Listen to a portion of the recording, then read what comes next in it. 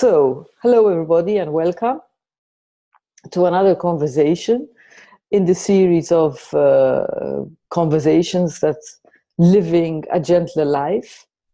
And tonight my guest is Dicken Bettinger. And as I just said earlier on, so apologies, ladies and gentlemen. I saw Dicken for the first time, I think about a year ago, and sorry, I got distracted. My dog Fudge is nudging me. She's kind of wants my attention. On a conversation with Ankush Jain, and I was touched by your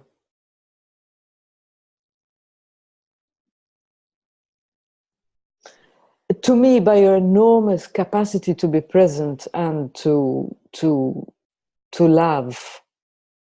You said a few stories, and I could feel your spirit radiating through cyberspace. And I think I said this to you before in another conversation when you were invited by Rohini.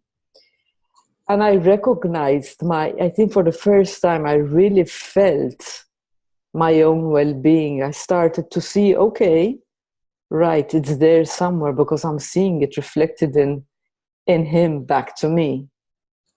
And I've been wanting to invite you for a webinar to have my group into my group for a very long time. And for some reason, I thought you would say no. And I just kept saying, no, we're not going to ask that. And then I decided I'm not going to listen to that voice anymore. Good. So tonight I'd like to talk about living a gentler life as a coach and some of the hardships that some of us come across in trying to build their business, and I think in the struggle I have is wanting to get it right, not realizing that just being myself and showing up as I am and being present is it. There's nothing more to do. So that's where I'd like to start from, and then we'll see how it evolves, Dicken. And thank you for accepting my invitation. It's great to be here, Diane, really, with our Christmas trees. When we talked, we really thought of this as a holiday present or Christmas present for people. So I like that spirit. Just sharing what we're seeing, what's alive for us, is a beautiful thing. Beautiful, really beautiful thing. But I want to wish everybody really happy holidays. Oh, there's your dog. She keeps nudging me. I'm sorry. It's like she wants my attention. I can see. Yeah. She's got it good. She's nearly 15. Yeah. You know, in my mind, life, the more deeply we understand the principles, more and more we see everything in life as metaphor. And more it seems like the metaphors are pointing toward what's true. And the holiday times, I think, accentuate that. Like, I love all the lights at this time of year. And that's a huge part of celebrating traditions in any culture. And you've got your candles lit there, Diane. There's something about light that speaks very deeply to all people everywhere. There's something about the nature of light. It's warm. It spreads unconditionally. And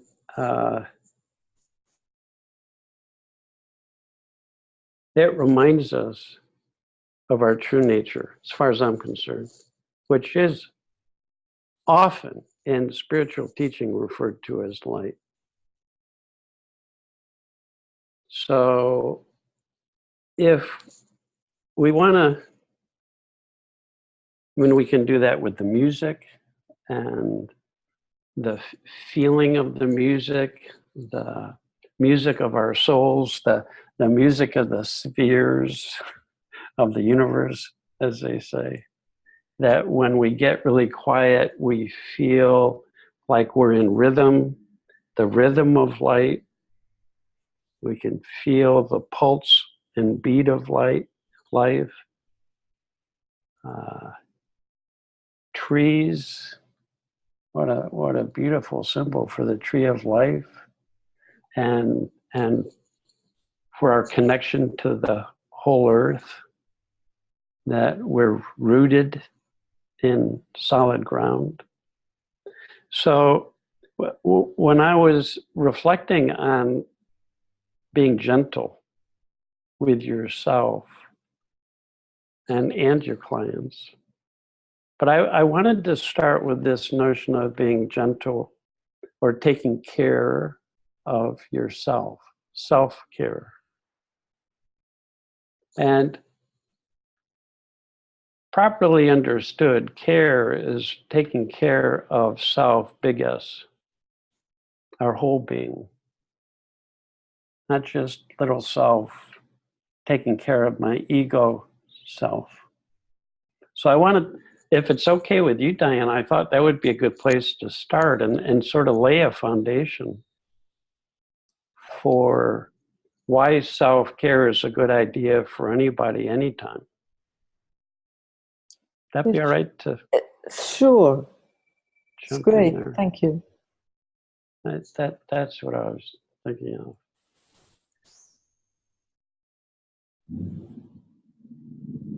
I start thinking how Sid Banks would often say that as your understanding of the principles deepens, as you gain deeper insight into our true nature,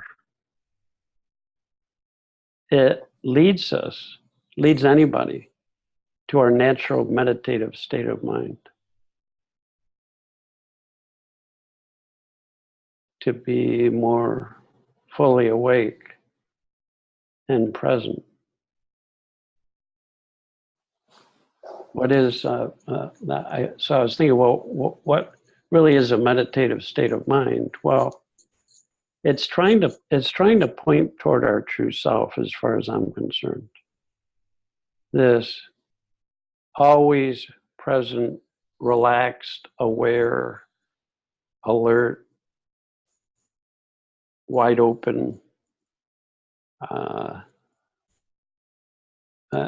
and one of the ways that I found of understanding that is there are moments everybody, in a sense, is using their intellect and in their intellect, and they're in the world of concepts which always will create a sense of separation. That's what that's what the intellect was built for, is to be able to categorize, label, create difference, have ideas, create beliefs. But when we're living in our intellect, there is no self-care because there's no awareness of greater self. Or we can lose awareness of self, our whole being. And when any of us are in our conceptual mind, it creates a sense of difference right away. Me and you is, now we've got difference. Right? That's the creation of fear immediately. Insecurity, we're different. Because as soon as there's difference, there's better, there's worse, there's here, there's there.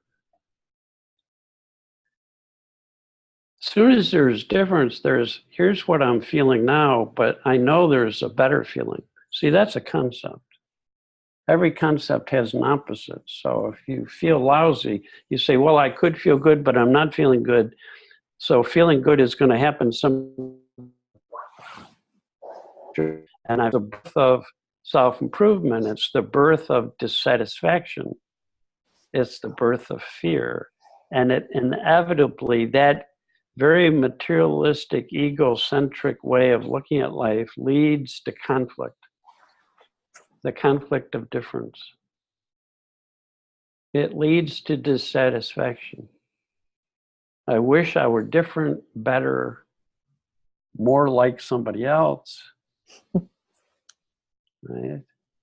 It's what in spiritual teaching they call the world of duality. And it's impossible to do self-care in the world of duality, if that makes sense to people. In other words, you can't think yourself taking care of yourself.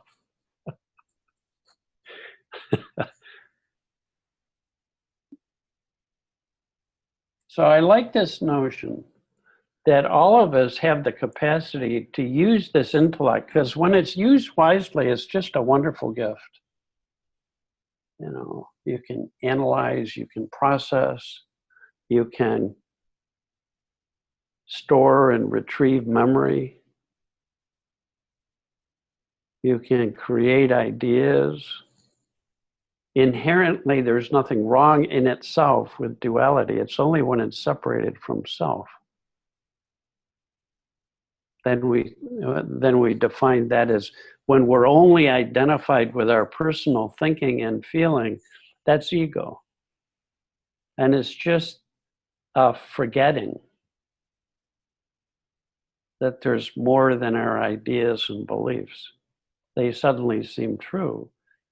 Suddenly the dissatisfaction we have seems valid, right? The confusion we have seems valid, something we have to figure out. The lack of confidence seems true, it seems valid. Right? All of those things seem true if that's all there is. And the really good news is that we can all learn what it means to use our intellect wisely. And we can also learn what it means to disengage completely from our intellect. Now, that's just a metaphor. Because when we disengage from our intellect, it doesn't get rid of the intellect. It just broadens the picture. So we're more than just that. So this is my notion of self-care. Is underneath and behind and all around all the thinking I do, there's this infinite space. That's the one principle, is that we're all a part of an infinite field of energy. And when we forget that, we think, I am this little different being, different from you, and I am my thinking, and my thinking creates duality, so I'm always searching for something different or better. There is insecurity in that, built in.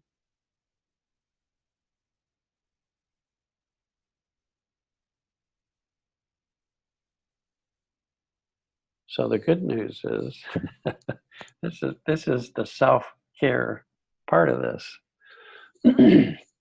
We all experience, it's very ordinary. It's so ordinary we miss it, but we all experience moments when we have disengaged from our intellect. The paradox is when we do that, there is no I to disengage from the intellect. There is no ego. There is no sense of self. There's just awareness, just presence. This is our natural meditative state of mind.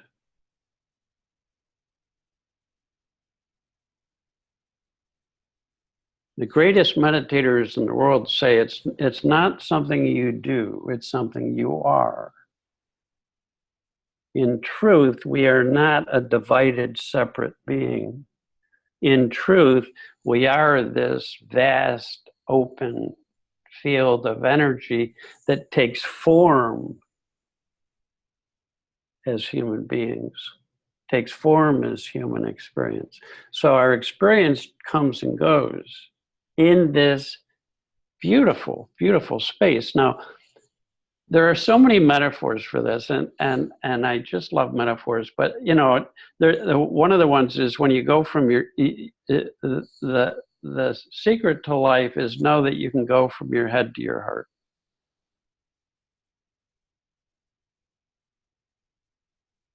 That all during the day it occurs to me to fall into this space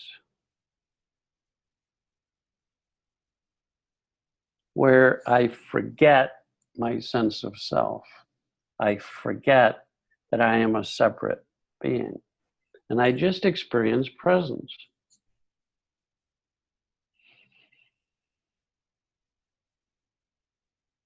We started off talking about light. When I fall out of everything I'm thinking, I'm hesitant to say when I let go of it because it makes it sound like a doing, right? But it's just a metaphor. When I am not thinking about myself or my life, there's just presence. It's the most ordinary thing in the world. To show how ordinary it is, sometimes Sid Banks would call it just listening. If you just listen, because in order to listen, you have to stop thinking.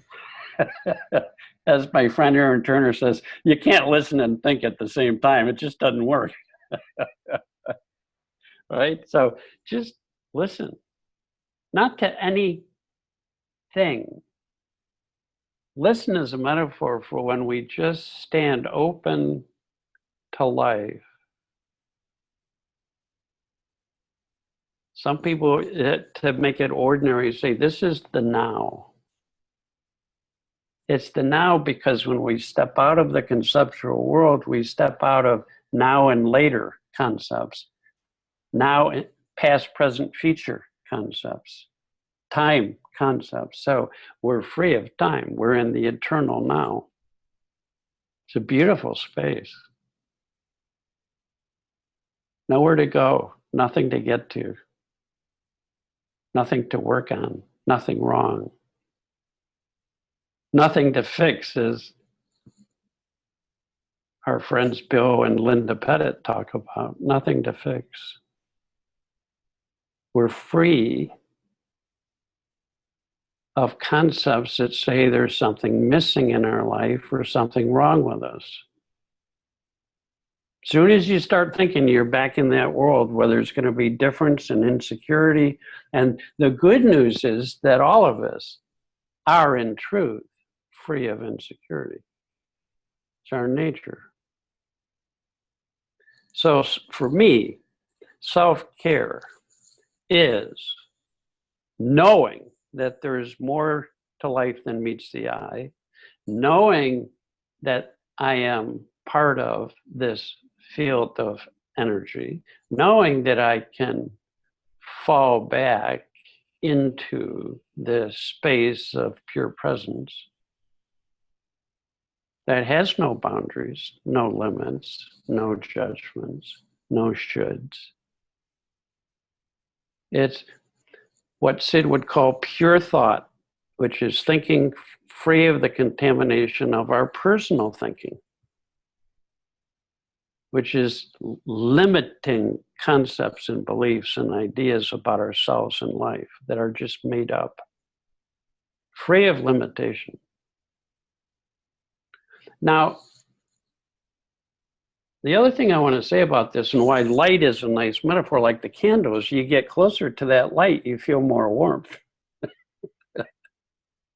Right? It's just when we metaphorically fall further away from our personal thinking and are just resting in the now, without doing anything, this inner light begins in our experience. I'm just talking in our experience, which is all we can know. In our experience, or in my experience, when I'm just resting in this space, it feels like whatever I'm feeling starts to open up. Like light, it starts to radiate.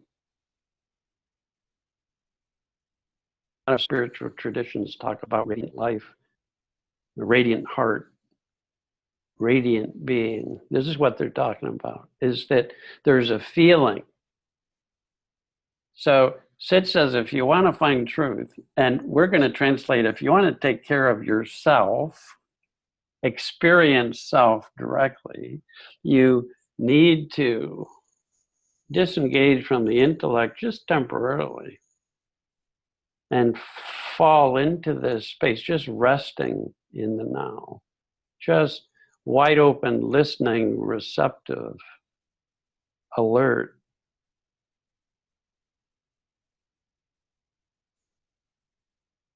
Sometimes Sid called this a state of no thought. You said it doesn't mean you don't have thoughts going through this space, but you're not following them or paying attention to them. That's what true listening is. If you pay attention to your thinking, you're thinking about your thinking, you're not listening. You're not present to life. Now, in true listening, that's another way of talking about what self-care is. Throughout the day, you get more and more intimately familiar with just resting in a state of listening. And you listen to everything in life, not just people, but the beautiful little sparrow at my bird feeder right now.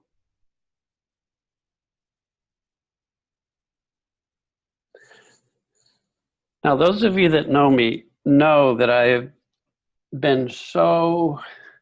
had huge insights hanging out with my grandkids as babies and as they live as young children.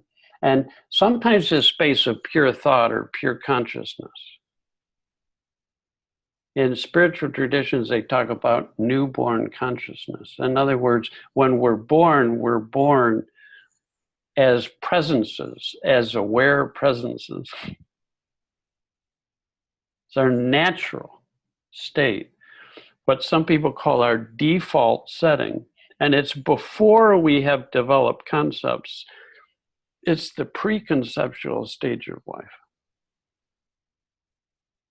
And babies then don't experience concepts of difference. They're not living in the world of duality. They can be upset and not go, why am I feeling this way? I shouldn't feel this way. I should feel better. What's wrong with me that I'm not feeling better? When am I going to feel better? Oh, look at that baby's wearing Gucci diapers. Why didn't I get those? You know.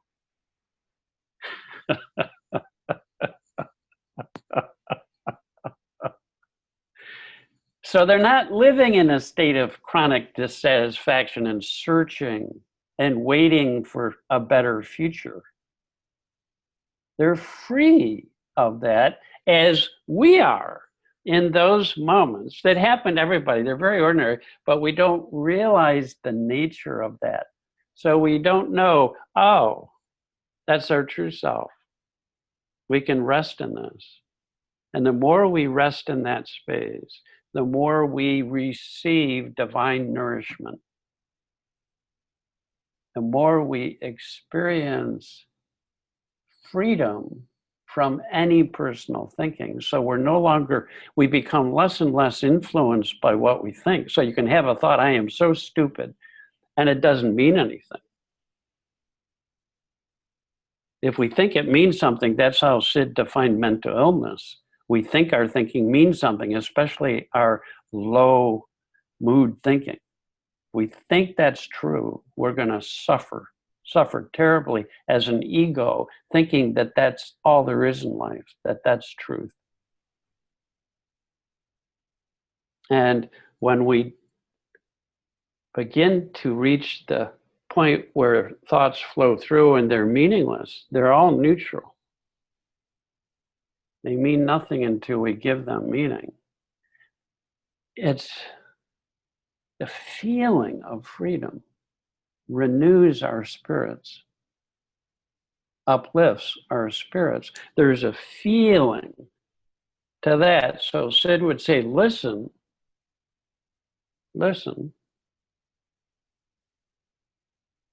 for a feeling. And it's very subtle. It's just sense of relaxation, of opening, of presence. Very subtle. But you become more and more and more familiar with that space of silence and feeling. Presence, aliveness is a word people use. The feeling of just being alive. So it doesn't matter what mood you're in. It doesn't matter what personal thought feeling you are having. When I fall out of my intellect, if I'm feeling hurt, that feeling of hurt, there's no future and better. There's just this and it's opening. And there's no label on it that it's wrong or bad. It's just this. It's perfect already as it is. So we have words come up continually in spiritual teaching about purity of thought, which just means free of the limitation of concepts. Pure thought. And Sid says pure thought is love. Pure consciousness is love. Pure consciousness, he says, is just awareness free of the contamination or influence of our conceptual mind. We're just experiencing our senses free of distortion by our concepts. Pure consciousness is love. Pure mind, our truest nature, is united and at one with everything and all. And Sid says if there's unity, it has to be love. Has to be love. We're all the same. Not we're all the same in our differences. We're all the same in truth. There are no differences other than our thinking creates. So for me, this has been the foundational understanding of what it means to be a good coach or therapist or listener, is to be familiar with listening as pure presence. Because as Sid talks about, is that the moment we're truly open and listening, there is space in our mind for something new to come in. So now there's three people in the room, so to speak. I know that it's a metaphor. There's me, there's you, and there's this ocean of wisdom. And as I disappear more and more, there's just this ocean. There's just a feeling and an awareness. And with that comes a knowing. You just know what to say, what to do. It's not coming from your memory or ego. It's arising fresh and spontaneous in the moment. Less self, more wisdom is spiritual teaching. Less self, more love. Less ego, more love. When ego is out of the way, there's just love. And that love is so unconditional, it embraces our humanity, embraces our ego, it embraces when we are caught up in our thinking. It's still the same ocean of energy, even when we're completely caught up and insecure. So you begin to have more and more compassion naturally for yourself and others. You become an aware, listening presence rather than a separate ego trying to figure out how to be and what to do and what to say. Whew, I did that for years. It's exhausting. I'd come home at night from working with clients all day as a psychologist. I'd be exhausted. I didn't even have, I'd tell my kids, give me an hour, please. I've been working all day long. Oh God. Yeah, see, that's not self-care. The more I began to see the power of just ordinary presence and listening, And having an understanding, to feel tension, it's not an invitation to figure out something in the world of duality. It's an invitation to fall out of duality altogether. That's the only resolution to duality. It's the only resolution to the problems that are created by our personal thinking. It's the only one I found, only one. This way it says, love is the answer. You fall out of ego, you'll see right away. You are lifted in spirit. Your tension begins to open. You begin to experience a freedom from the limitation of our literal definitions of ourself as ego and what we think we are doing and should do. We get free of that thinking just for moments. And in those moments, we experience a greater sense of love and connection to our clients. Self disappears, ego self disappears more and more. There's some spiritual teachers call that little self forgetting. When I fall out of my thinking, I just forget all about myself. How am I doing? How am I feeling? How's it going? What should I do? What do I say? What does this mean? Just that level of thinking is not being engaged. We can pick it up anytime. It's right there. It's right there. It's not far away. It's right there. We're a thought away from being in our intellect and a thought away from being out of our intellect. And when we are, there's nowhere else to go. There's just more and more the enjoyment of consciousness, the enjoyment of the now, where everything arises within that context. All of our thoughts and feelings, but we're not grabbing onto thought and making conceptual meaning out of it. That's freedom. And now we're in a position to really, in a sense,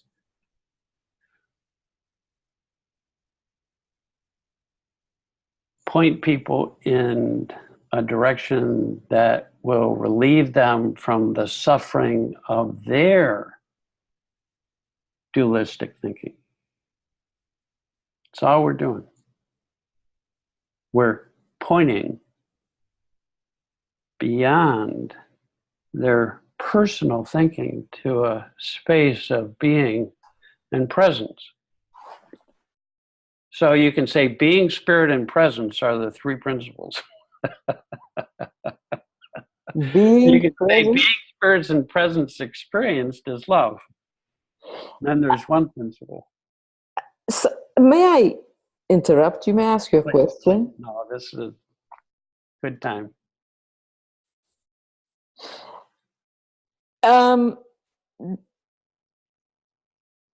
I guess this is intellect and ego. And that's okay too. Otherwise, we create a duality out of duality. Exactly. In your experience, and is this concept I have, this thinking I have, true?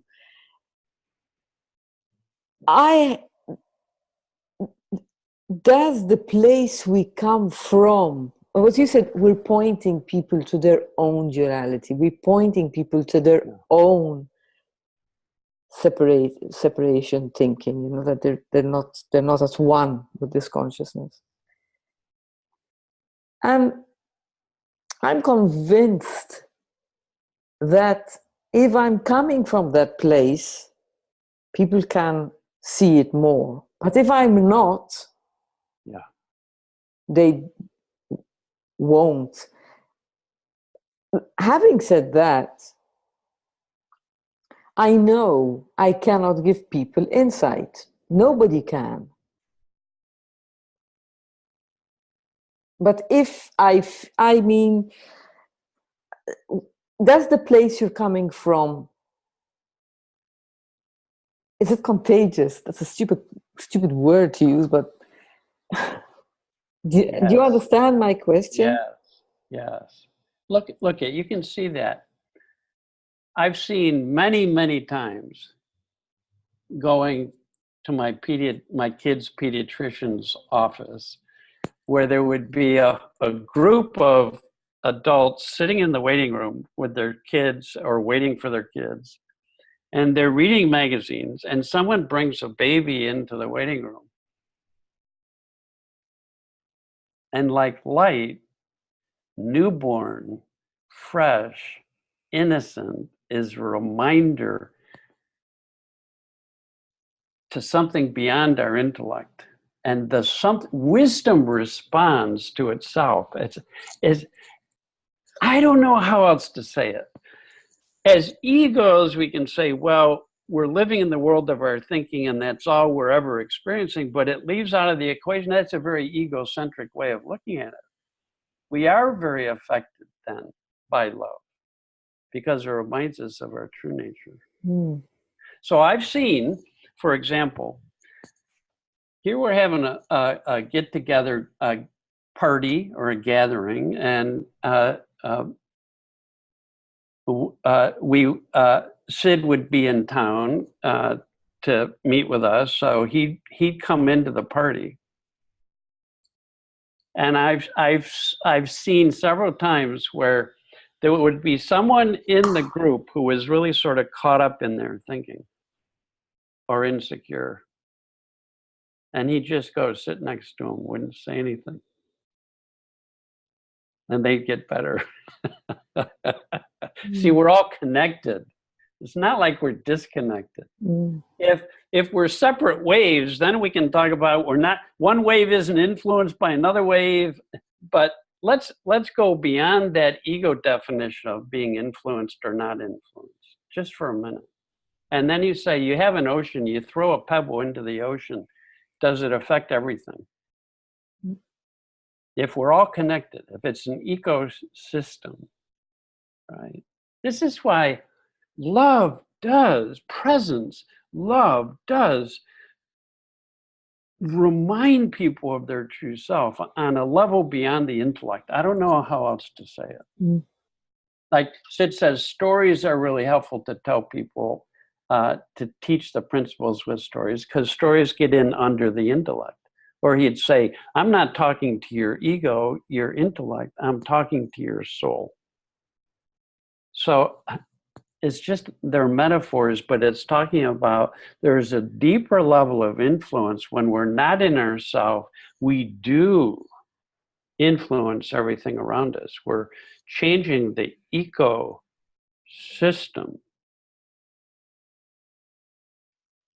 And as one part of an ecosystem gets healthier, the whole system gets healthier. Another way of describing that, people used to, I know back in the 70s, when I was in my youth, people would talk about vibrations. And this person has a really good vibration. I like to be around this person. I pick up on their vibrations. And the metaphor then was like, you have two tuning forks. You know what those are in music? They can vibrate at different frequencies. Mm-hmm. If you have two and they're both still and you hit one and it starts to vibrate, pretty soon this one starts to vibrate at the same frequency. Or another way of saying that, you have two cells from the human heart, put them in a petri dish, and they're both doing this, and always they synchronize. So there's something about the way we fall into sync,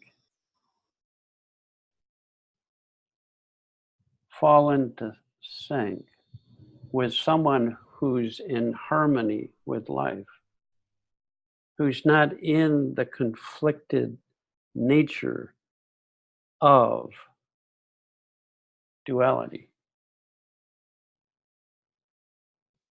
Just happens. So people say, another way of saying this is that in our identity with ego, which is ultimately an illusion, but in our identity as ego, when we're in the presence of someone who is ego-less, we don't feel challenged by another. They're not exuding dissatisfaction or a sense that you should be better than you are right now. And they feel safe.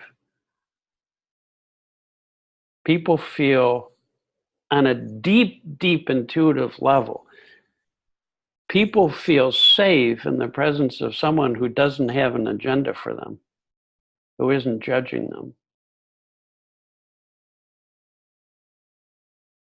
When I worked, I used to work an awful lot with young kids. When they would walk into my office, they could take one look in my eyes or hear my voice, and they would know whether I was an adult that they could relax around or whether they had to stay on guard.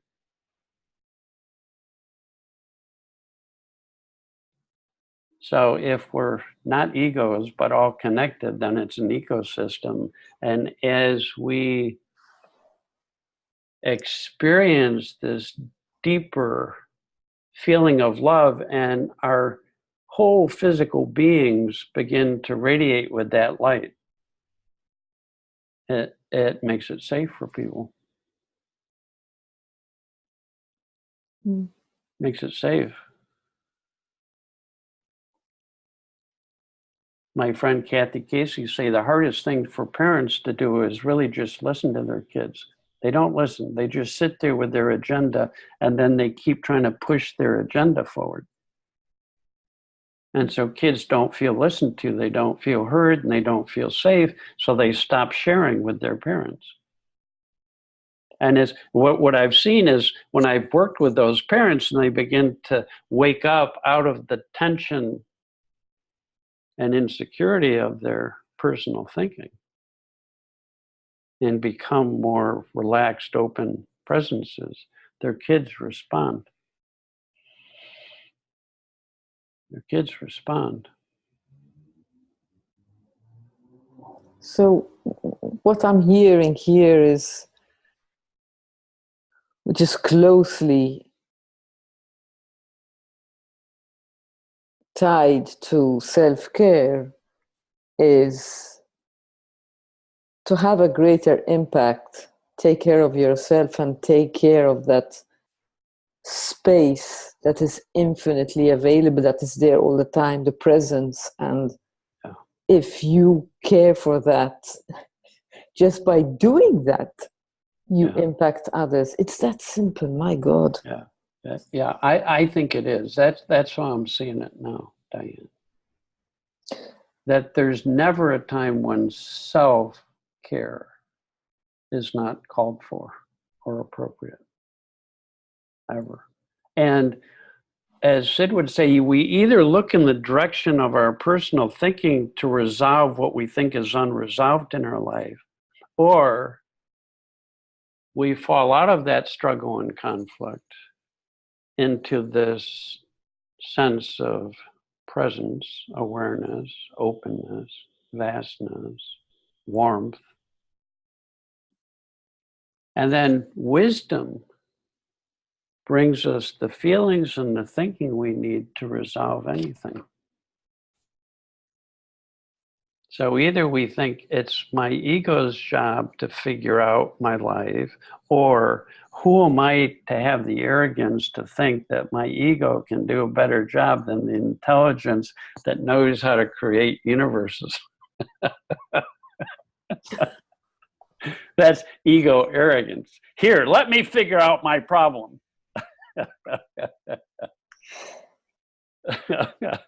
We all do it. I still do it.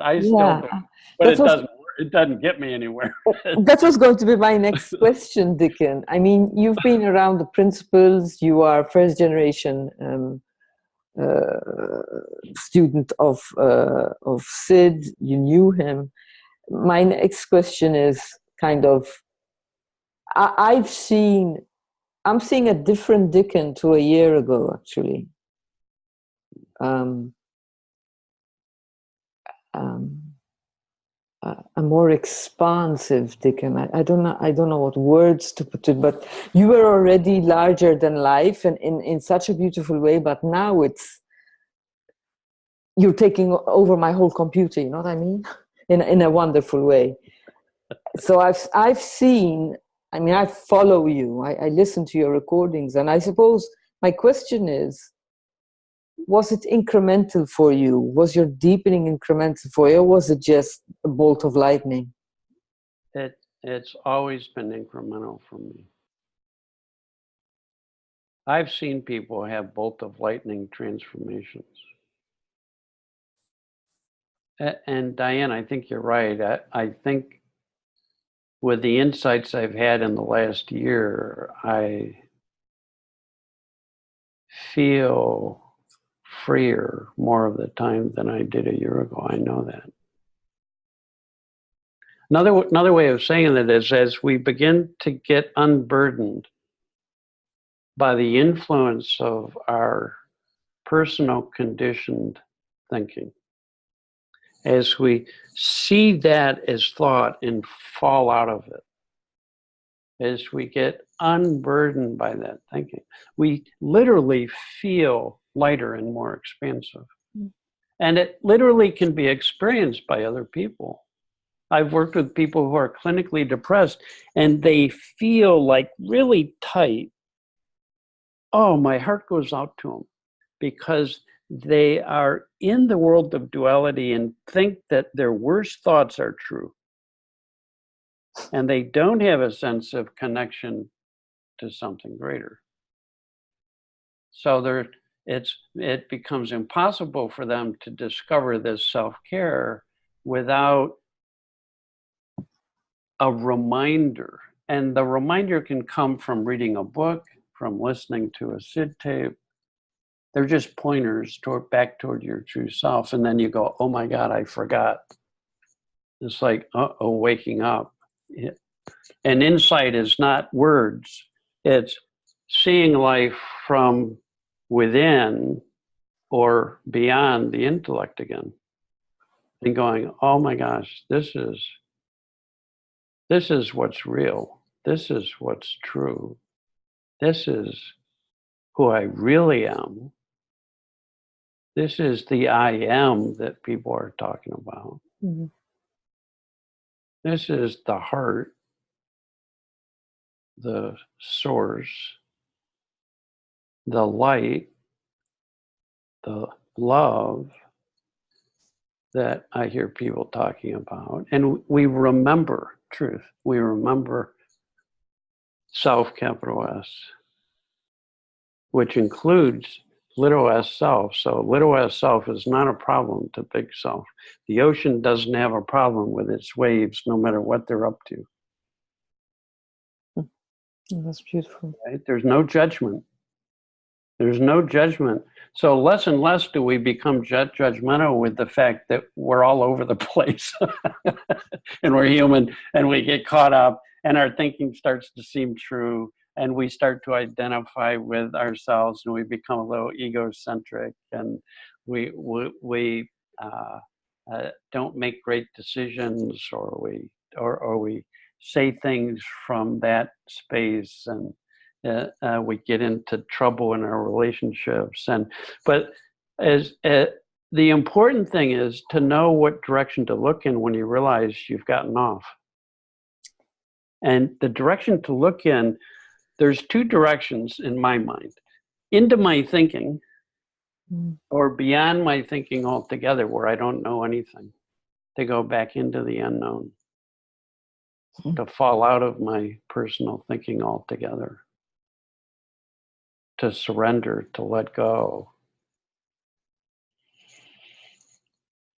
So ego is about acquiring and getting somewhere and doing something.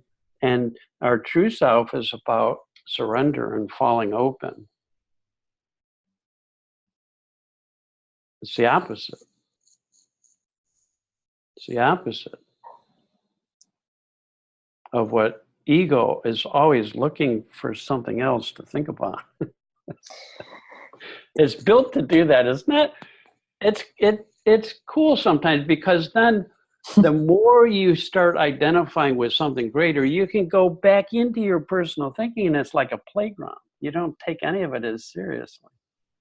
So you can play around with ideas and concepts and plan and think about things, and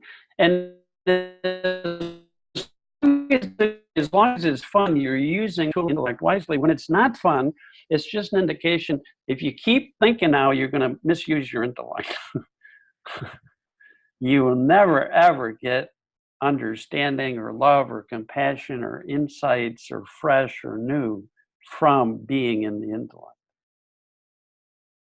So pretty soon then our tension and stress is friendly. Oh, thank God I'm getting stressed. It's reminding me there's something more here than meets the eye, and I can fall out of myself. I get more familiar with that direction, if you will, more comfortable looking in that direction. When I feel like something is missing or lacking, I don't try to resolve that within duality as much as I used to. Like I said, I still do, and I get confused, and it starts seeming real, and my ideas about myself and other people start seeming real, and the feeling starts really getting tenser and tenser, and at some point I wake up, and either I can be pissed that I've been asleep, or I can be grateful that I woke up. And as Sid says, if you're grateful for what you see, you'll get more. It'll get easier and easier. That's being forgiving, if you will. Being forgiving of getting caught in the thinking. Yesterday, I gave as you're speaking, you're really reminding me of what I keep doing to myself and beating myself up. Yesterday, I gave my first ever workshop, and 4 people turned up to something I started, and I was so worried that I would miss things out. Because I didn't come from the heart. I didn't surrender. Now, I'm not the type of person. I never prepare. If I'm going live, I never prepare. If I'm going on a webinar, I never prepare. I just trust that what has to occur will occur. But yesterday, I wanted it to be so perfect. In my eyes, I made a mess of it. But strangely enough, when I asked them, what are you taking today with you? They said, we are love, and it's wonderful to think that everyone else is that too. Oh, is that all they got? Shucks. Back to the drawing board. But as it's like, I don't know, we planned this conversation, I don't know, I don't know how long ago, and it's like the universe, consciousness, has it all panned out in a way to show me, I love you. Just let go. I'm holding you. Just let go. And this is what I'm hearing today with self-care and with what you've just so beautifully articulated, Dicken. I especially love the big S doesn't really bother with the waves of the small S. There is no judgment. That is absolutely beautiful. Yeah, no judgment. The other day, the Dalai Lama said, love is just the absence of judgments. See, all of our conflicts and problems and dissatisfactions and desires and needs and wants exist in this world of concepts. Mm-hmm. When we fall out of concepts, we're babies for a second. Sid says if you can take one little step beyond your precious thought system, right away something beautiful starts coming into your being because you're remembering self. Or as some people would say, you're remembering God. Or they would say the spiritual path is really about forgetting and remembering. And we all forget, and then we remember God. And the more we remember the nature of life, the more we begin to have a shift in our sense of identity. that I came up with this metaphor, Diane, that at first, when we're born, we're just like the ocean. We're like the ocean. And then we need to develop an intellect because it's a really fucking good tool, pardon my language. It's really good. It's nice to be able to think about things. There are so many beautiful things that when you use, it's a tool. If you use it wisely, it's like any tool. It's like a shovel is a beautiful tool. I love shovels. But like any tool, you can misuse it. If you try to dig a hole with the handle rather than the other end, it's not going to work very well, right? Mm-hmm. So our feelings let us know when we're using our intellect wisely and when we're no longer using it wisely.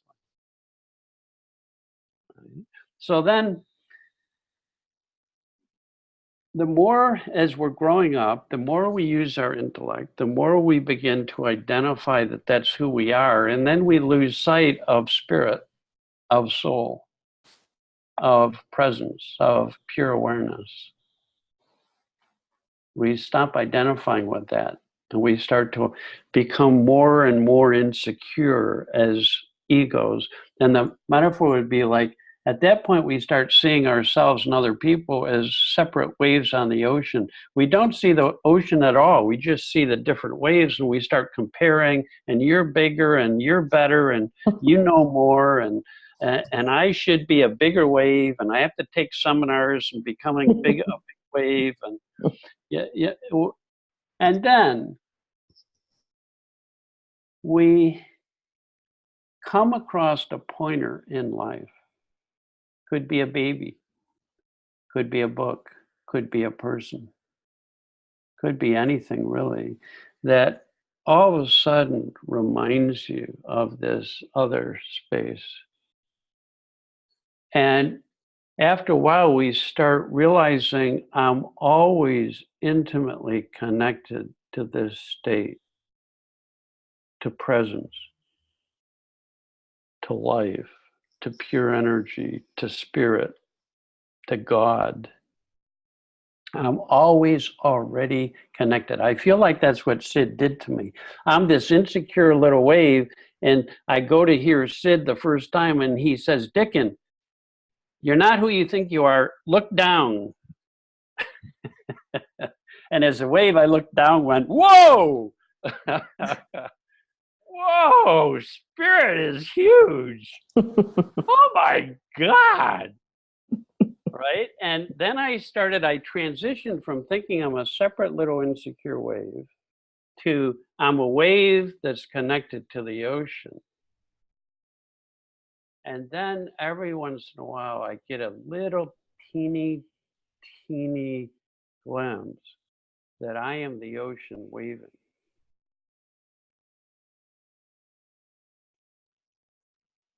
And boy, does that do something. I had a glimpse of that, and I get glimpses, but in my experience, they're too far and in between. Last Saturday, I went out, had a drink with a friend, and I did some shopping. I came home, I had my dinner. I went onto my sofa, some Americans call it couch, I think, and I slept. I just slept. I love Christmas. I love Christmas movies, but I slept throughout this Christmas movie. Then I woke up and I thought, my wallet. Where's my wallet? For some reason, I thought about my wallet, and I looked for it everywhere, and I realized I lost it. And first I felt panic go right through me, from my head to my toes. And then all of a sudden, I thought, what am I worrying about? I got onto my bike. This is the Netherlands. We cycle everywhere. I tried to follow the road to see where I could have lost it. And I came home. I walked inside, because you mentioned a dog, a human, something, a person, a baby. I walked into to my apartment, and my dog was just waving her tail. And I thought, I just knew that was okay. I knew. I sat down in front of my computer. I called the train station. I blocked all my cards, and I went to sleep. And I forgot. I just trusted. The following morning, I woke up. I thought, let me go to the shop. Maybe it's there. Maybe I can still have my driver's license. I had this feeling. It stayed with me all day, all Sunday. And then it wasn't there. Monday morning, I got a call. I have your wallet, it's here. And I thought, it was a very long glimpse. It was a full day. And it was like, it's what you're talking about. I was the wave. I was connected. I was connected to the person who picked up my wallet. And it ended up in another part of town. It's quite far away from me. But I think this is trying to describe what you said with my story.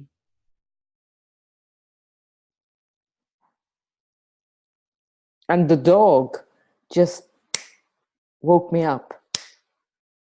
Just with her tail going dip, dip, dip, dip, dip, dip. I thought, oh my God, I don't have to worry, I'm safe. That's why I said we're a thought away from our well-being. And it cost me nearly 30 euros to block all my cards, but I went to bed feeling richer.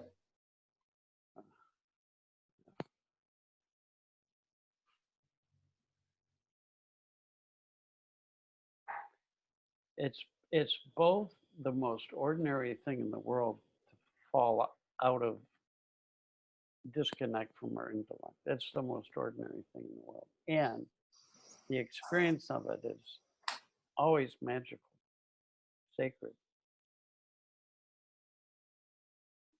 That's ordinary magic, ordinary sacredness.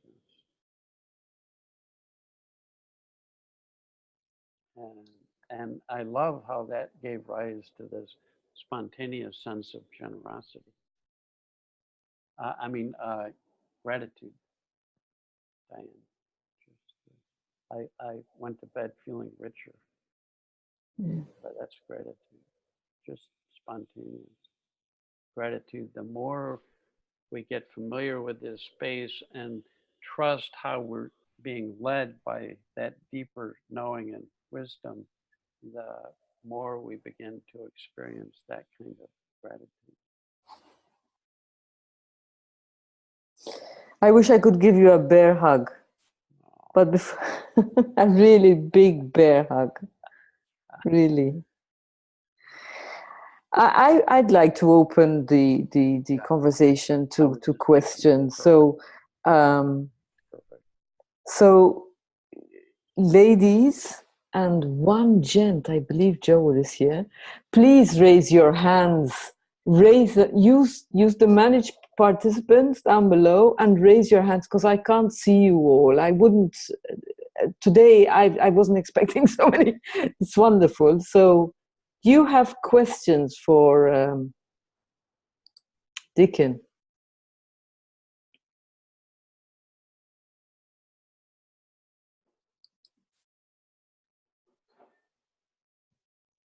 Or just anything that you've heard that resonates with you. I always love to hear what people are hearing. Okay. Can you unmute yourself, please? Yeah. Because I can't do it. Thanks. Yes, thank you. I will not dare pronounce your name, because last time I did, I made a mess of it. Go ahead. Hi, Dicken. I hope you can hear me okay. Yes, I can. Suppose we live You're breaking up. In a Can you world hear? where we talk about air a lot. Can you hear me okay? You're Try. breaking up, unfortunately. Try I'll again. turn off my video for a second. Okay. See if that helps. Come back to me later. If we can't get a good connection, then in the chat, just write something. But Yes, please. Yeah, go ahead, write. try again right now, and let's Yeah. just keep our fingers crossed. Sometimes it only takes that long.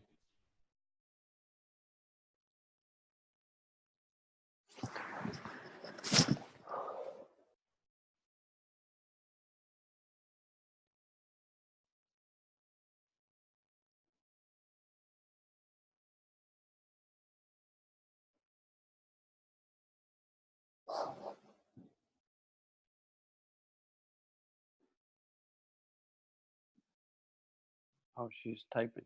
Okay. I'm curious about self-care as a concept.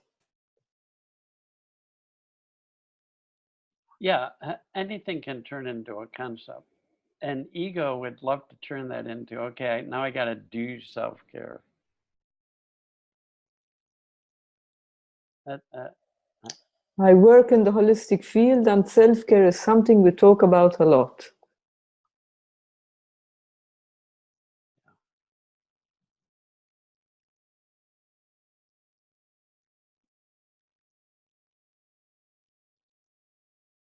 Well, as a concept, it doesn't help us very much. Because then we can also, since every concept has an opposite, when I would try and do self-care conceptually, oh, I know what I should do. I should do this. I should do that. I should do that. That's ego deciding what to do for self-care. And there was always be an opposite. So pretty soon I'd have the thought, I'm not doing it very well. I should do better. I should do it more. And then that led to more thinking. And it just kept leading me to more and more thinking. When we think about ourselves, it starts getting complicated pretty quickly. And when it gets complicated, there's a feeling. So that feeling then becomes an invitation. Oh yeah, that's just thought. And if we really see thought, as Sid says, it throws you into this meditative state. It throws you into the now. And then wisdom does the self-care. We don't do it. That'd be another way of saying it. We as ego identity does not do self-care. We get out of the way so that the self can take care of us, can lift our spirits, can bring us thinking that's fresh and new and helpful. That's a very different notion of self-care than I see in most of the literature written about taking care of oneself.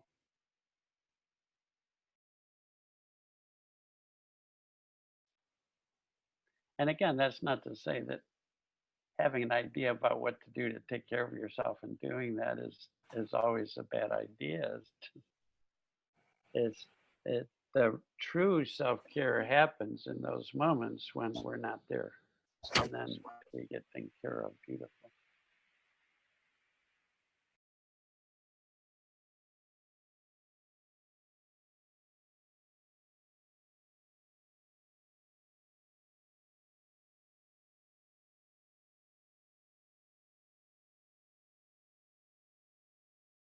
Yeah, she said as something to do, that our body has to be fixed, looked after, nourished. It's what I'm exploring. Don't have it yet. Well, you're never going to have it. If you want to involve the intellect in thinking about self-care, then it's helpful to get comfortable with paradox. We are a wave, and we are the ocean, and both are true.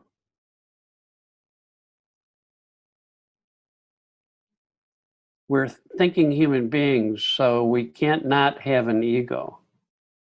So the ego in and of itself is not the bad guy until we override it for everything. There's no balance.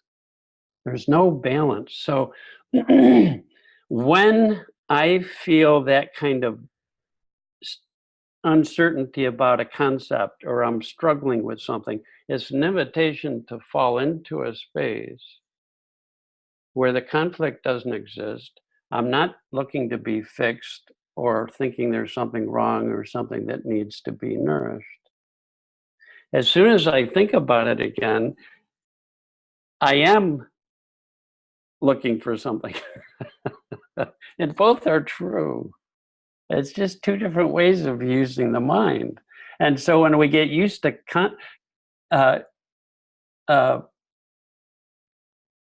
when we get used to paradox, then we can say there's nothing to be fixed and fixing is a good idea. And both are true. And you don't have any conflict with that. One of the biggest problems with teachings that talk about non-duality is that people think non-duality is the opposite of duality. They turn non-duality into a concept that has an opposite. Non-duality has no opposite, it embraces duality. That's the paradox. So sometimes, listen, at the end of a day, sometimes I've been caught up in my thinking a lot, and so I can feel the tension. I can feel out of sync with my wife, with life. And in that sense, ego makes the decision, oh, I need to just, that's just my thinking. I'm just caught up in my thinking. And that realization allows me to fall back open again. To, in that sense, take care of myself. Right? But when I'm in this space, I'm beyond care. I'm beyond help. People have been telling me that for a long time.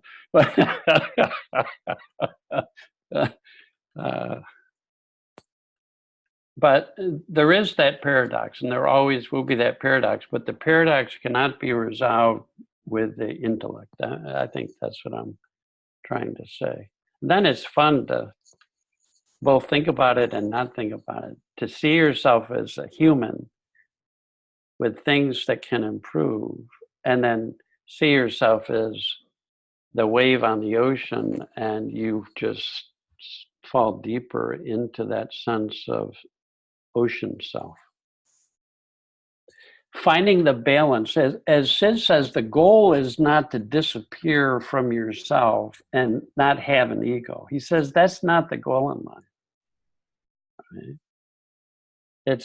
That's another duality that creates another problem. Right?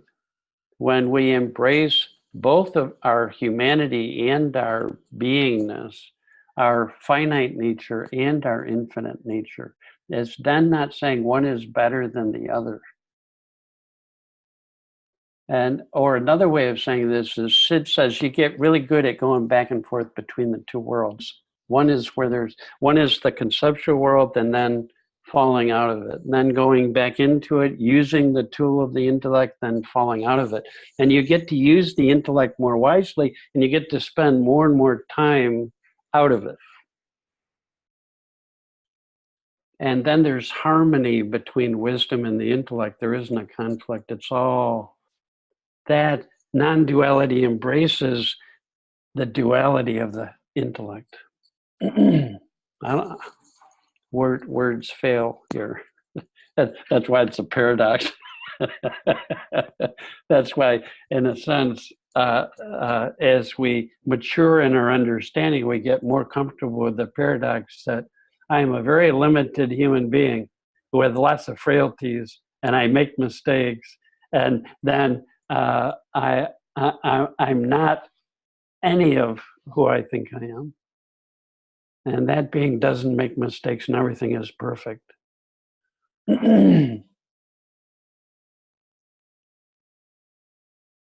Is that helpful? I don't know if my internet's a bit better now. It's helpful in that I get a glimpse. I just don't know how I help my clients. They're coming to me to help understand, health. Well, just keep it ordinary. You just show up and listen, and then at some point, it's just normal to share with people what you've learned that has helped you. Yeah. You don't share with them what you're still not clear about or struggling with. You just, whatever it is. I mean, for 2 years, all I shared with clients is, boy, it's sure helpful to be aware that we're always thinking and that it's normal to go up and down. Yeah. And that when you're up, you tend to do better than when you're down. So if you just wait until you're up, everything works out better. And if you leave your thinking alone, you come up quicker. That's all I taught for 2 years. I taught mood awareness. And it really helped people a lot. I was getting referrals like crazy, and I'd see people for a few sessions. They'd become more aware of that they are living in a thought-created reality, and it's normal to go up and down and have moods, and that when we're caught up in our thinking, everything is hard, so no need to try very hard to figure stuff out then. And when you're clear, just see what occurs to you that feels right and makes sense. Thank you, Dicken. That's how you help your clients, is presence alone. I can't tell you, just for someone to be with someone who's really present and listening is unusual. Mm-hmm. It's safe, it's refreshing, and allows them to relax in that presence. And then they start getting their own common sense answers. Comes from them, which in itself, that's beautiful. If what you learned helps you to have less thinking on your mind, be more present, you are totally qualified to go sit with anybody. In my mind, that's really what counts.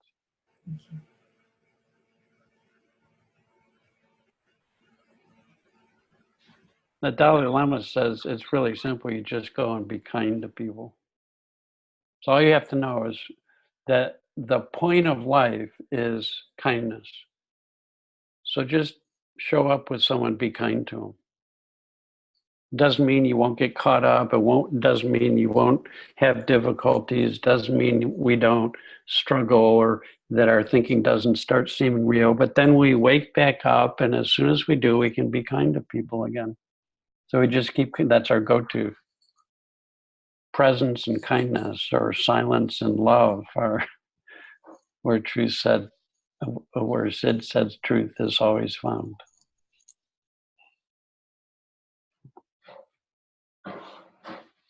Thanks for your question. Have you got time for more questions? We can have Karina has a raised hand.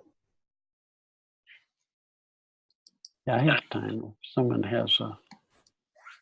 Hello, Karina. Hi there. It's quite unbelievable how timely this conversation has been for me, because just this week I've just been wondering why it is that when I'm just getting on with life, everything feels good, fine. But as soon as I start thinking about myself, evaluating, I feel this insecurity and this. And I was actually beating myself up a little bit about that, thinking that, I haven't got this integrated, this understanding properly, something needs to be fixed. But actually what I'm hearing from you in this conversation tonight is that that's probably quite normal for personal thinking, and that actually it's just letting those thoughts, notice them and just kind of go, okay, that's fine, and just try and fall back into that true nature space. And that's all it is to it. Is that, have I got that right? All but the trying part. There's no trying to fall back in. Is if you really see that you're in a world where there's always going to be complication and conflict and struggle and judgment, there's nothing in that thinking that will help you. And so it's like the metaphor that I'm really in love with these days. You touch, and as soon as you realize having your hand on the stove creates the pain, there's no technique for falling back from the stove. As soon as I say it's my thinking creating my struggle and complication, my insecurity. That's what we're talking about here, insecurity. As soon as I say that, it's not like I can keep a finger on the stove. Yeah. Like, oh, I know that's thought. Why am I thinking that? It's just thought. I'm still thinking. I'm still putting fuel on the fire. It helped me to no end to know that if you see that you're caught up in tension, stress, upset, hands off altogether. There's no thinking. And so if we fall away from our conceptual mind, we're falling away from complication and problem. And we're falling toward the experience of simplicity. And suddenly our life starts seeming more simple again. Or to use Diane's word, ease. You struggle and then ease. There's nothing that can be resolved in a conceptual level. That's not where resolution happens. Resolution is resolved in simplicity. So I love what you're seeing, Karina. That's very nice. Very, very nice.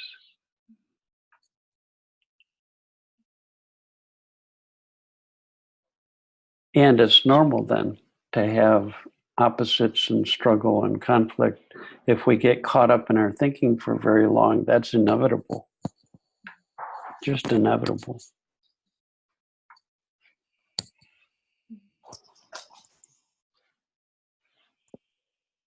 So what I'm hearing here, Dicken, is that it's like the gap between you remembering and forgetting is just getting. Before you used to forget for a longer time, now you're remembering. I'm not putting this right. Before you said something, and even now a bit with Karina, taking your finger off the stove, you're remembering faster to take your finger off the heat, and remembering. Yes. And so that the gap between remembering and forgetting is getting further. Is it getting further away? It's shorter, so you remember faster. Yes. Yeah, that's true. I remember more often, or it doesn't take as much tension or stress to remind me to take my hands off the computer. So use your computer, but we weren't meant to live on the computer all day. When our kids do that, we go crazy. It's like, get a life. Come on. Be in relationship. Be in relationship. Because when we're in our personal thinking, we're not in relationship to life and to people. And we back off, and suddenly there's the world. There's the room. There's other people. Yeah. There's this lady who went to Starbucks. This is a really lovely story. And she walked in, and everybody was busy looking at their PCs, looking at their mobile phones. They were disconnected they were in relationship with no one, just with their computers. And she thought to herself, right, I'm going to try this little experiment. So she paid the barista, she gave $25 or $30 and said, right, the next coffees are on me. And what happened was that people started to pay coffees for others. They actually started to look for the person that paid for the coffee. And before she knew it, the coffee the coffee shop was alive.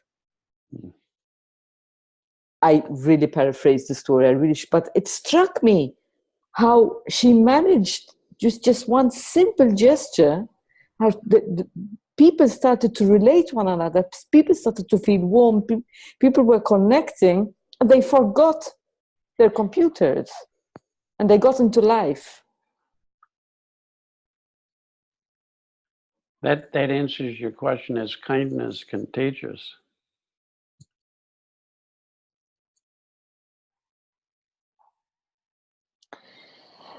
I'm going to be really, if I'm in a bad mood, I'm terrible. I forget to be kind, Dicken. I forget. Yeah. And We all do. I'm not mean. We all do, Diane. We all do. If we're caught up in that low mood thinking. Now, if you're in a low mood and you wake up, in a sense, you can still feel like you're in a low mood, but you're not in your personal thinking. You're not on the laptop anymore. You're still in a low mood, and in that, you can be kind. Just like when I was in the hospital, I discovered if I'm in pain and in my personal thinking, I wasn't kind. It was all about me. The room disappeared, everything disappeared, and more complaining came to my mind. And when I realized thought, or realizing thought is realizing thought, capital T. Thought is God, another word for God. It woke me back up. And I'm still in pain, but now there's Koizi, my wife. And I have a moment of love. And then I see the room, and I look out the window, and it's a beautiful day. Then I notice how the nurse is holding my arm, and then I experience great pain. But now it wasn't all consuming pain, complicated by my thinking I'm being tortured. This is horrible. I can't stand it. How long is this going to last? Blah, blah, blah, blah, blah, blah, blah. And then I woke up out of that thinking. And when that thinking disappeared, I still had the experience of pain, but it was in a broad context of love and connection and kindness. And my wife pointed out to me, Dicken, in those moments, you were really kind to the people. I couldn't believe it. You were in so much pain. You would still just say the kindest things to the nurses and people that came in the room. So we can, this is something that took me, mood doesn't limit in itself wisdom or love. Otherwise, we'd always be, as ego would want to do, wait forever until I'm in a good mood so I can be kind. Oh, that's nonsense. That's nonsense. If we're not in our personal thinking, we become kind no matter what thoughts and feelings flow through us normally. And we're going to experience those maybe even stronger than we used to, because we're not trying to avoid or deny or repress anything we're experiencing. So I can honestly say I feel my stress and upset stronger and more directly than I used to, because there's not as much interference and judgment and trying hard not to have those feelings. Yeah. Actually, while you were talking about, and I suppose this is happening to all of us, and remembering our own episodes. I'm a taxi driver as well as being a coach, and even when I'm in a low mood and I'm really annoyed at the situation, I still am kind to my clients. Yeah, isn't that interesting? I mean, to me, is just fascinating. It's the distinction becomes when we're caught up in and identified with our laptop thinking. It's a very limited world. It's a very self-centered world. And the instant we take our hands off the computer or close the laptop, there's space in our mind, no matter what mood we're in or what feeling we're in, and wisdom can come through that space, or the light can shine through the storm clouds. And in that can come kindness toward ourselves, toward others, toward a situation. And it also takes me more out of my head, my personal thinking, and into the other person and Yeah. contact. I really do, yeah. Okay, so Yes. Yes. Yes.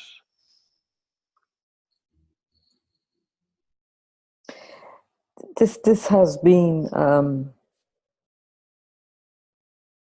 really, really a Christmas present for me. I feel the joy and in the pit of my stomach going up straight to my heart and into my throat. It's thank you. Oh, you're welcome, Diane.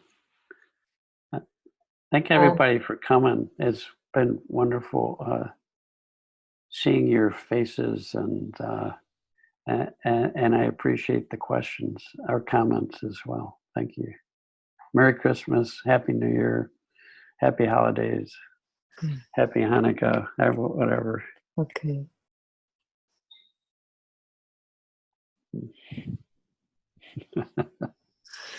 So I'll put this out in the group, and if you'd like to have this for yourself personally, Dicken, I'll send it to you via email if you'd like to have it.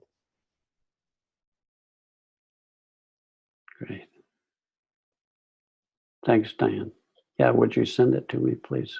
Sure. If you just drop your email address to me in the messenger, okay. I'll send it to you. Okay. Can you put your email somewhere? So, because I don't think I have it anywhere. I need to have yours so that I can send it. I will use. Oh, okay.